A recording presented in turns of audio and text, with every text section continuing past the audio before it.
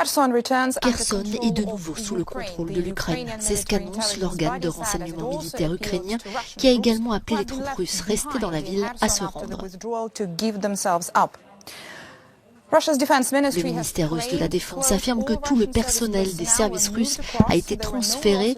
Il n'y a aucune perte humaine ni abandon de matériel militaire. Le Kremlin ne parle pas d'échec, mais de redéploiement. Mais l'Institut pour l'étude de la guerre l'affirme, l'Ukraine est désormais à l'initiative et en train de remporter une victoire majeure dans la région et dans la ville de Kherson, la seule capitale régionale que Moscou a capturée depuis son invasion totale de l'Ukraine en février dernier. La Russie avait jusqu'à 40 000 soldats dans la région, dont la moitié étaient stationnés sur la rive ouest du fleuve Dniepr, dans la ville de Kherson et ses environs.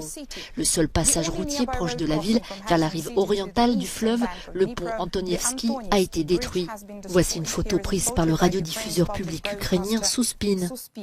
L'Institut pour l'étude de la guerre le dit, la grande victoire ukrainienne en cours dans la région de Kherson ne sera pas la dernière de l'Ukraine.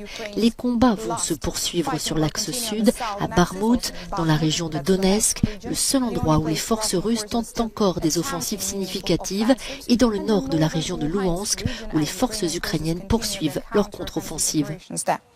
Les campagnes militaires menées par la Russie pour s'emparer de ces 4 régions qu'elle prétendait avoir annexées ont toutes pris fin il y a plusieurs mois et les forces russes sont fermement sur la défensive sur la majeure partie de la ligne de front.